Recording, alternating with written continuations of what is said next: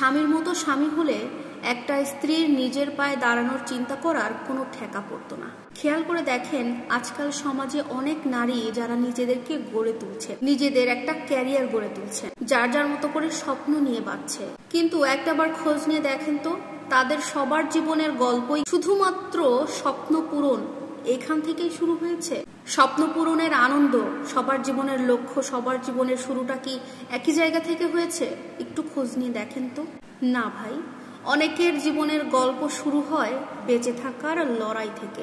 একজন নারী যখন বিয়ের পরে তার নিজের সংসার, ভালোবাসা আর স্বামীর পাশে একনিষ্ঠভাবে দাঁড়ায়, ওই সময়ে তার একটাই আশা থাকে। নারীটা চায় স্বামী যেন হয় তার আশ্রয়, তার নিরাপত্তা, তার সব থেকে ভালো বন্ধু।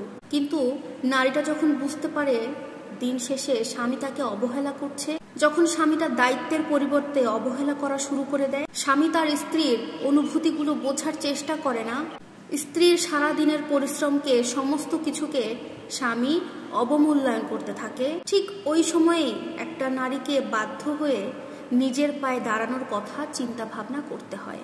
মেয়েটাকে তখন নিজের উপার্জনের একটা পথ খুঁজে বের করতে হয়, শুধুমাত্র নিজের অস্তিত্বটাকে রক্ষা করার জন্য, নিজের সন্তানদের একটু ভালোর জন্য। কোনো স্ত্রী যদি নিজের স্বাধীনতা চায় তবে সেটা গর্বের বিষয়, কিন্তু যদি একটা মেয়েকে নিজের পায়ে দাঁড়াতে হয় শুধুমাত্র তার নিরাপত্তার জন্য, অবহেলা থেকে রক্ষা পাওয়ার জন্য, কিংবা একা যুদ্ধ করার জন্য, তবে কিন্তু সেটা ব্যর্থতার একটা প্রতিচ্ছবি। তবে ব্যর্থতা কিন্তু ওই মেয়েটার নয়, সেই স্বামীটার, যে স্বামী তার স্ত্রীর সঙ্গী হয়ে উঠতে পারেনি। স্বামীর ভূমিকা আসলে কি আপনাদের কাছে কি মনে হয়? স্বামীর ভূমিকা কিন্তু শুধুমাত্র উপার্জনের কাছেই আটকে থাকে না।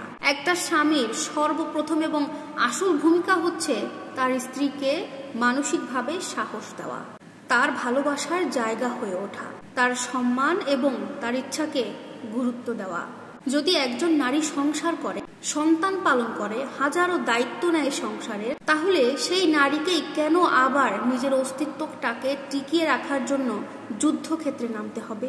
কেন তাকে নিজের সন্তানের এবং তার সংসার, কেন তাকে নিজের জন্য, কেন তাকে সন্তানের জন্য, কেন তাকে সংসারের খরচের জন্য হাজারটা খোঁটা শুনতে হবে? সে উপার্জন করবে না, ঠিক আছে, তবে কেন উপার্জনের কষ্ট, শ্রমের প্রসঙ্গ তুলে চাহিদা সীমিতের পাশাপাশি তাকে তার অধিকার থেকেও বঞ্চিত করা হয়? কেন? নারীকে তার স্বপ্নের জন্য উড়তে দিন, কিন্তু এই বিষয়টা খেয়াল রাখবেন, সে যেন কখনো নিজেকে রক্ষা করার জন্য বাধ্য হয়ে উড়তে না শেখে।